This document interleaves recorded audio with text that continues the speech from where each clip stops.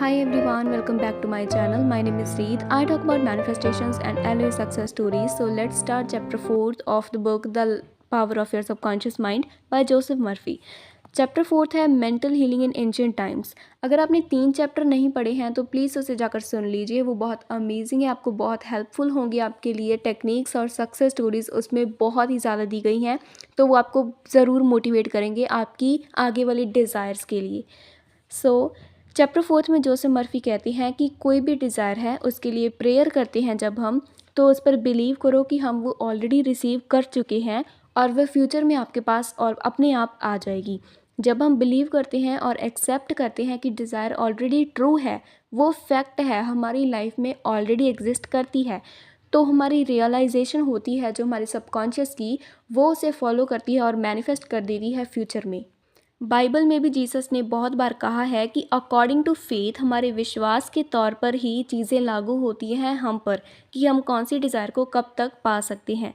Chapter 5 है mental healing in modern times. Prayer therapy होती है जो हमारे कॉन्शियस और सबकॉन्शियस का कॉम्बिनेशन होता है, जिसकी वजह से हमारी लाइफ के फंक्शंस चलती हैं। जब हमारी लाइफ के फंक्शंस जैसे होती हैं, ये उनका रिजल्ट होता है कि हमारे कॉन्शियस और सबकॉन्शियस लेवल में कितना बैलेंस है, उनमें क्या नेगेटिविटी ज़्यादा है या पॉजिटिविटी ज़्यादा है, कितने वो हारमोनियस हैं, ठीक है, कितने वो इंटेलिजेंट हैं। इसमें जोसेफ मर्फी कहती हैं कि आपको पता होना चाहिए कि आप क्या कर रहे हो और आप क्यों कर रहे हो, और आपको लॉ पर ट्रस्ट करना चाहिए, जो यूनिवर्सल स्पिरिचुअल लॉ है उस पर आपको ट्रस्ट करना चाहिए, फिर ही कोई भी टेक्निक करनी चाहिए। आगे सक्सेस स्टोरीज़ हैं जिसमें एक ट्रीटमेंट की बजाय किसी ने अपनी मॉम का जो ट्रीटमेंट था वो कर दिया है सिर्फ मैनिफेस्टेशन से।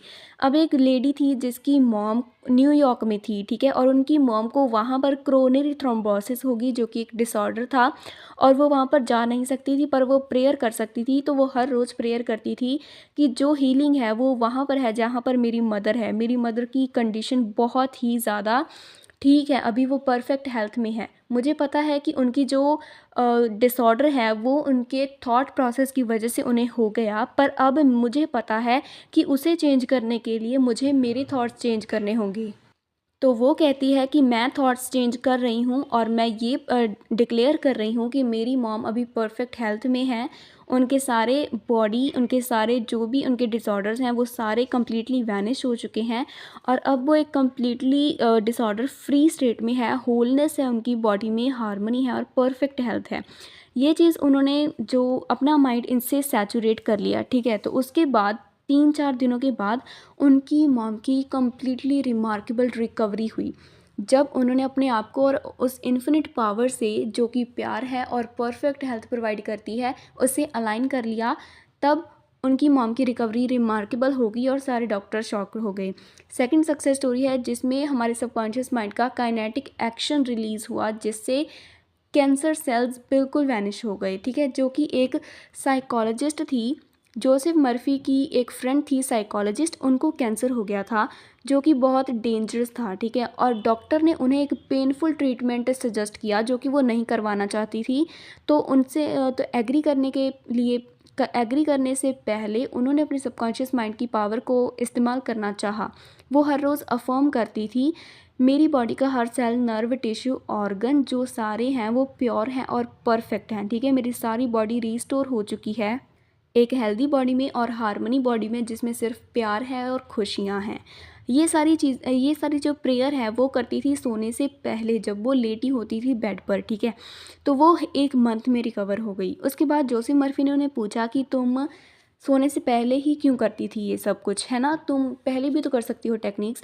तो वो उन्हें कहती हैं कि हमारे सबकॉन्शियस की जो काइनेटिक फोर्स होती है, अगर हम उसे एक सही डायरेक्शन में लगा दें तो वो सारी रात जब तक हम सोते हैं तो वो उसी डायरेक्शन में चलती रहती है। तो ये बहुत ही क्रूशियल चीज़ है कि हम उसे कुछ बेनिफिशियल दें जिससे हमारी लाइफ में बेनिफिट्स हों, ठीक है, ना कि वो चीज़ जो हमें प्रॉब्लम्स क्रिएट करें। अगर आपको कुछ भी मैनिफेस्ट करना है, कुछ भी, तो रात को सोने से आपको वो चीज़ अपने सबकॉन्शियस को प्रोवाइड करनी चाहिए जिसमें आपकी डिज़ायर्ड रियलिटी हो, ठीक है? जिसमें आपके डिज़ायर्स हों, ना कि सारी प्रॉब्लम्स जो कि आपको डिसऑर्डर्स और प्रॉब्लम्स देंगी और ज़्यादा वो मैनिफेस्ट करेंगी। जोसेफ मर्फी कहते हैं कि अपने मेंटल के सर्जन खुद बनो, मेंटल सर्जन बन जाओ, जहाँ पर आपको पता होना चाहिए कि मुझे अपने माइंड को क्या चीज़ फ़ीड करनी है और क्या नहीं फ़ीड करनी है। कैसे मैं अपनी ट्रबल्स को कट ऑफ कर सकता हूँ, कैसे मेरी लाइफ में खुशियाँ आ सकती हैं, प्रॉस्पेरिटी अबंडेंस आ सकती है, कैसे मुझे वो उस डायरेक्शन में इसे लेकर जाना है जहाँ पर मैं जाना चाहता हूँ, जो मेरी मंजिल है, ठीक है, जो है मेरी desired reality. If you are constantly thinking pain and discussing them, अगर आप हर बार अपने माइंड को दर्द और प्रॉब्लम्स को ही डिस्कस करते रहोगे उसके साथ, तो वो वही चीज़ को और ज़्यादा मैनिफेस्ट करेगा और जो आपकी पावर है, ट्रू पावर है, वो इनहिबिट हो जाएगी, वो दब जाएगी उसमें। और तब आपकी डिज़ायर्ड रियलिटी कभी मैनिफेस्ट नहीं हो सकेगी अगर आप ऐसा करोगे तो, ठीक है? तो मेक श्योर कि आप सोने से पहले कुछ टाइम तक 5 से 10 मिनट तक अपनी डिज़ायर्ड रियलिटी में रहें, उसे फ़ील करें, ताकि आपके सबकॉन्शियस माइंड उस काइनेटिक फ़ोर्स से ही उस डायरेक्शन में चले जब तक आप सोते हो, ठीक है? तो वो बहुत ही लंबा पीरियड हो जाता है। देखो, आप 7-8 घंटे की नींद लेते हो। तो अगर आपका माइंड 7-8 घंटे अपनी डिज़ायर्ड स्टेट में रहेगा तो कितना बेनिफिशियल है, कितना ज़्यादा पावरफुल हो जाएगी आपकी मैनिफेस्टेशन, कितनी ज़्यादा पावरफुली तरीके से 10x फास्टर रिजल्ट्स आपको मिलेंगी, कितने टाइम ज़्यादा जल्दी आपको रिज़ल्ट मिलेंगे अगर आप एक सही टेक्निक को परफॉर्म करते हो अपने डिज़ायर के लिए। आई एम श्योर कि आपको ये चीज़ हेल्पफुल होगी, तो आपने बिलीव करना है कि वो आपके पास ऑलरेडी है चीज़।